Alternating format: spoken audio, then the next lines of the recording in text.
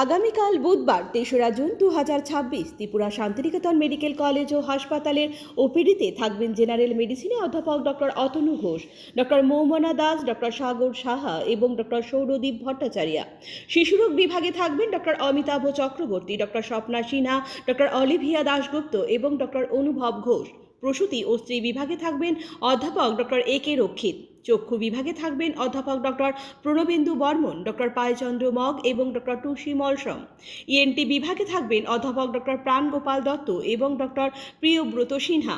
অ্যান্টিডায়াবিস বিভাগে থাকবেন ডক্টর মঞ্জুরি সূত্রধর। General surgery বিভাগে থাকবেন অধ্যাপক ডক্টর দামোদর চ্যাটার্জি, ডক্টর দেবদীপ দেবনাথ এবং ডক্টর মিমানি দে। ডেন্টাল বিভাগে রয়েছেন ডক্টর দেবরাজ দালাল। অর্থোপেডিক বিভাগে থাকবেন ডক্টর নবারুণ দেবনাথ। ফিজিওথেরাপিতে থাকবেন অরিন্দম বিশ্বাস এবং স্তিমা সাহা। শান্তিনিকেতন মেডিকেল কলেজ ও হাসপাতালের ওপিডির পাশাপাশি আইপিডি বিভাগও চালু রয়েছে। আইপিডি বিভাগে আয়ুষ্মান ভারত পরিষেবার সুযোগও উপলব্ধ রয়েছে। জেনারেল মেডিসিন, জেনারেল সার্জারি ও চোখের চিকিৎসা, এই তিনটি বিভাগে আয়ুষ্মান কার্ডে স্বাস্থ্য পরিষেবা দেওয়া হচ্ছে। আপনার স্বাস্থ্য আমাদের দায়িত্ব।